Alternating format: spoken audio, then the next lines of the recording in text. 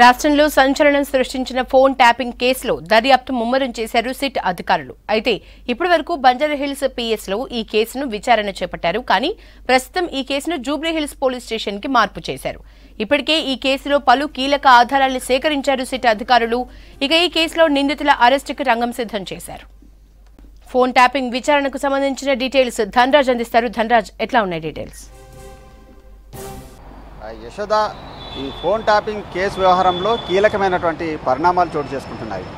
ఇప్పటివరకు చూసినట్లయితే ఈ కేసులో విచారణకు సంబంధించినటువంటి ఎదుర్కొంటున్న 4 పోలీస్ అధికారులు అరెస్ట్ అయ్యారు. వాళ్ళు ఇచ్చినటువంటి కన్ఫెషన్ రిపోర్ట్ ఆధారంగా కూడా మరికొంతమందిని విచారించేందుకు సిద్ధమయ్యారు. మొత్తం విచారణ అంతా కూడా బంజారాహిల్స్ పోలీస్ స్టేషన్ కేంద్రంగానే కొనసాగింది. అయితే ఈ కేసు మొదటగా ఐఓగా ఉన్నటువంటి పంజాగుట్ట పోలీస్ స్టేషన్లోనే కేసు విచారణ కొనసాగినటువంటి క్రమంలోనే బంజారాహిల్స్ పోలీస్ స్టేషన్లోనే దర్యాప్తునంతా కూడా కొనసాగించారు. ఇక ముందు నుంచి కూడా ఈ రోజు నుంచి చూసినట్టయితే కూడా ఆ కేసుకు సంబంధించినటువంటి ప్రత్యేక బృందంకు దర్యాప్తు చేస్తున్నారు. జూబ్లీహిల్స్ ఏసీపీ అయినటువంటి వెంకటగిరి నేతృత్వంలో కొనసాగింది బంజారాహిల్స్ పోలీస్ స్టేషన్లోనే. కానీ ఇక కేసుకు సంబంధించినటువంటి విచారణ అంతా కూడా ఇక నుంచి జూబ్లీహిల్స్ పోలీస్ స్టేషన్ పరిధిలోనే కొనసాగుతుందంటూ కూడా అధికార బృందం తేల్చి చెప్పడం జరిగింది. ఎందుకంటే బంజారాహిల్స్ పోలీస్ స్టేషన్లో విచారణకు సంబంధించి సరైన వసతులు లేకపోవడము, అంతేకాకుండా చాలా వరకు బంజారాహిల్స్ పోలీస్ స్టేషన్కు పెద్ద ఎత్తున ఇటు కేసులకు సంబంధించినటువంటి ఎక్కువగా తాకిడి ఉంది. ఈ క్రమంలోనే విచారణకు సంబంధించినటువంటి వ్యవహారాలను కొనసాగించేందుకు ఇటు జూబ్లీహిల్స్ పోలీస్ స్టేషన్ ఏసీపీ నేతృత్వంలోనే దర్యాప్తు కొనసాగుతుంది. కాబట్టి జూబ్లీహిల్స్ పోలీస్ స్టేషన్లోనే ఒక ప్రత్యేకమైనటువంటి బృందంతో, అదేవిధంగా ప్రత్యేకమైనటువంటి సెటప్ తోటి కూడా ఇక్కడే విచారణ కొనసాగనుందని చెప్పొచ్చు. అయితే ఇప్పటివరకు చూసినట్టయితే కేసుకు సంబంధించినటువంటి వ్యవహారాల్లో ప్రణీత్ రావు, భుజంగరావు, తిరుపతి అన్నతో పాటుగాను రాధాకిషన్ రావు ఇచ్చినటువంటి పోలీస్ అధికారులు ఇచ్చినటువంటి స్టేట్మెంట్ ఆధారంగా కూడా ఇక ప్రధాన నిందితుడుగా ఉన్నటువంటి ఎస్ఐబి మాజీ చీఫ్ అయినటువంటి ప్రభాకర్ రావుకు ఓ వైపున కోర్టులో రెడ్ కార్నర్ నోటీసులకు సంబంధించినటువంటి ప్రాసెస్ కొనసాగుతుందంటూ కూడా ఇప్పటికే హైదరాబాద్ పోలీస్ కమిషనర్ అయినటువంటి కొత్తకోట శ్రీనివాసరెడ్డి చెప్పడం జరిగింది. మరోవైపున చూసినట్టయితే నిన్న మొన్నటి వరకు సంబంధించి ఓ వైపున ఎన్నికలకు సంబంధించినటువంటి ప్రాసెస్ ఉన్నటువంటి క్రమంలోనే ఇక దర్యాప్తు సంబంధించినటువంటి వ్యవహారాలపైన ప్రత్యేక బృందము ప్రధానంగా దృష్టి సారించిందని తెలుస్తూ ఉంది.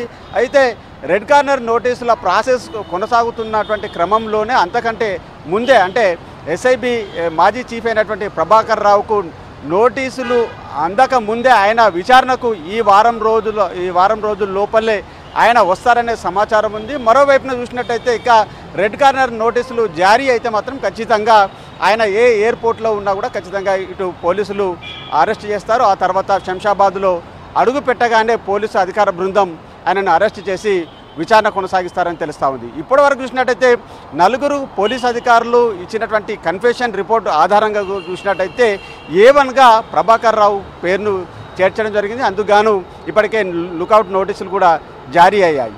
మరోవైపున చూసినట్టయితే రెడ్ కార్నర్ నోటీసులు ప్రాసెస్ కోర్టులో మెమో దాఖలు చేసినటువంటి క్రమంలోనే ఇక ప్రభాకర్ రావు ప్రధాన నిందితుడిగా పోలీసులు పేర్కోవడం జరిగింది.